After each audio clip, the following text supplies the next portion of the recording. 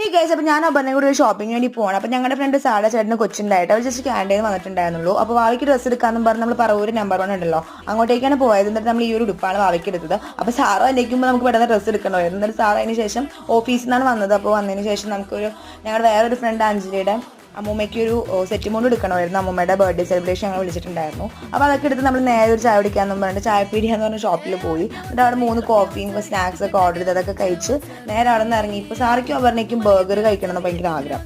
അപ്പോൾ നമ്മൾ എന്ത് ചെയ്തു, ബർഗർ ലോഞ്ചിൽ പോയിട്ട് ജസ്റ്റ് ബർഗർ കഴിക്കാമെന്നും പറഞ്ഞാൽ അങ്ങനെ അവിടെ പോയി. പിന്നെ ഫുൾ മെനു അടിക്കില്ലായിരുന്നു. ലാസ്റ്റ് എനിക്ക് നോൺ കഴിക്കാൻ പറ്റില്ലായിരുന്നു. അപ്പം ഞാൻ വെജ് ബർഗറാണ് ഓർഡർ ചെയ്തത്. അവർ മറ്റേ നമ്മുടെ പുൽമിയ ബർഗർ ഉണ്ടല്ലോ, ആ സംഭവമാണ് ഓർഡർ ചെയ്തത്. എന്നിട്ട് അവർക്ക് അത്രയ്ക്ക് ഇഷ്ടമായില്ല എന്നാണ് പറഞ്ഞത്. ഞാൻ പിന്നെ കഴിച്ചു നോക്കിയില്ല, അത് നോണായിരുന്നു. അപ്പോൾ അങ്ങനെ അതൊക്കെ കഴിച്ച് നല്ല കോമഡി ആയിരുന്നു കേട്ടോ. കയ്യിൽ ഗ്ലൗസ് ഒക്കെ ഇട്ടിട്ട് അത് രസമുണ്ടായിരുന്നു. അപ്പോൾ അങ്ങനെ അതൊക്കെ കഴിഞ്ഞ് നമ്മൾ അവിടെ നേരെ ഇറങ്ങി.